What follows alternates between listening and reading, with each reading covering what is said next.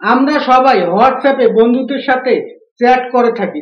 অনেক সময় আমরা চ্যাট হিস্ট্রি পাসওয়ার্ড দিয়ে লক করে থাকি।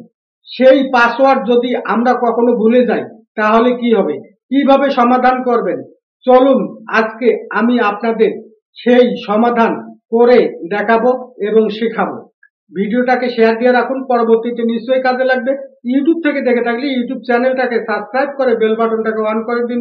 আপনি যদি আপনার হোয়াটসঅ্যাপে চ্যাট লক পাসওয়ার্ড ভুলে যান তাহলে শুরুতে যাবেন হলো হোয়াটসঅ্যাপে। এখান থেকে দেখতে পাবেন থ্রি ডট, এখান থেকে দেখতে পাবেন সিটিং, এখান থেকে দেখতে পাবেন প্রাইভেসি, একটু নিচের দিকে আসবেন, এখানে দেখতে পাবেন চ্যাট লক, এখান থেকে দেখতে পাচ্ছেন unlock and clear Locket chat, এই অপশনটা ট্যাপ করবেন।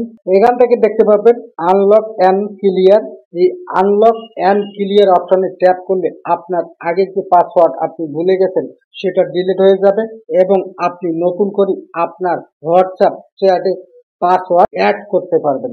আশা করি বুঝতে পেরেছেন। ভিডিওটাকে শেয়ার দিয়ে রাখুন, পরবর্তীতে নিশ্চয়ই কাজে লাগবে।